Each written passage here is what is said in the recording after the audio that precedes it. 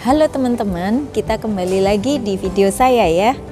Pak Jokowi menyampaikan capaiannya di HUT Partai Banteng atau PDI. Capaian apa ya teman-teman?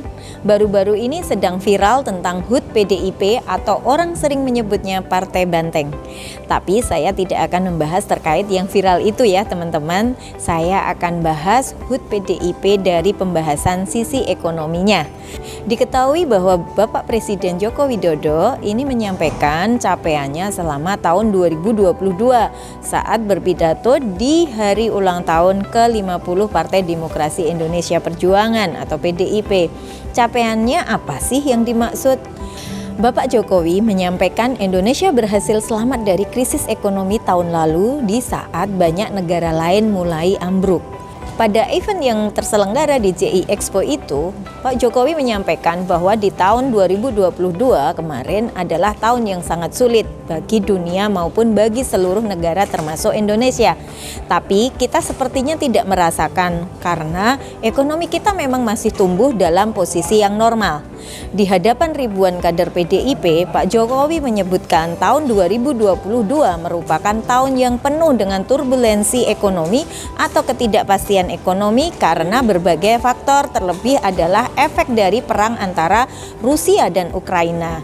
Imbas perang ini yang pertama berefek pada naiknya harga minyak dunia karena efek dari perang. Yang kedua, bisa terjadi inflasi karena efek naiknya minyak. Yang ketiga, terjadi gejolak pasar saham. Para investor berpotensi melakukan aksi jual besar-besaran karena efek dari kenaikan harga minyak dan inflasi. Karena para investor ini pasti khawatir dengan pemulihan ekonomi. Yang keempat, pertumbuhan ekonomi melambat. Yang kelima adalah kenaikan suku bunga.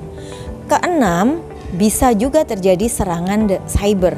Meski begitu teman-teman, Pak Jokowi tetap optimis Indonesia bisa keluar dari krisis ini seperti halnya dulu di krisis moneter 1997 sampai 1998. Buktinya Pak Jokowi menyebut Indonesia belum meminta bantuan dana moneter internasional atau IMF.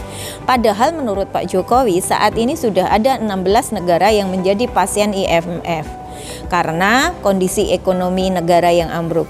Selain itu, ada juga 36 negara mengantre di depan pintu IMF karena juga tidak memiliki kekuatan ekonomi di dalam negerinya. Lebih lanjut, Pak Jokowi menyebut salah satu faktor Indonesia bisa bertahan dari krisis ekonomi tersebut karena memiliki infrastruktur yang cukup baik untuk menjadi pondasi ekonomi.